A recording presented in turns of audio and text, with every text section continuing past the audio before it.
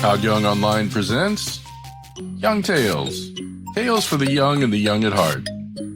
Today's story, Bulfinch's mythology, the Odyssey, the reunion of Ulysses and Penelope. The cries had faded from the halls. The blood of the suitors stained the marble floor, and the clang of battle was no more.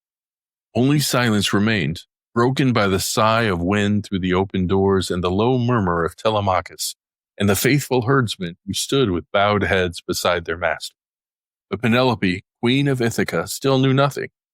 Though her heart had stirred with uneasy hope, she dared not believe the whispers of change that reached her from the servants' lips.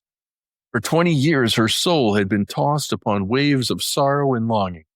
What certainty could she trust now? She descended slowly from her chamber, stately still, though her eyes were weary and her frame worn from vigil. When she reached the great hall, she saw him, an old man, lean and travel-worn. His brow lined with time and hardship, yet his eyes burned with a quiet, knowing fire. Telemachus stepped forward, joy shining in his face. "Mother," he said, "this is no stranger. This is my father Ulysses, returned from Troy, from storm and suffering, and from the hands of the gods themselves." But Penelope, ever wise and cautious, looked long at the man before her and answered, "If the gods have truly brought him home, there will be signs. I shall know my lord by marks no other knows." Ulysses gave no protest. He only turned to the nurse Euryclea and said, "Prepare my bed, but no other hand may touch it. Move it not from its place."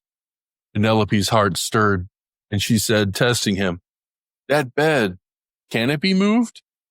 Built it not around a living tree with trunk and roots fast in the earth?"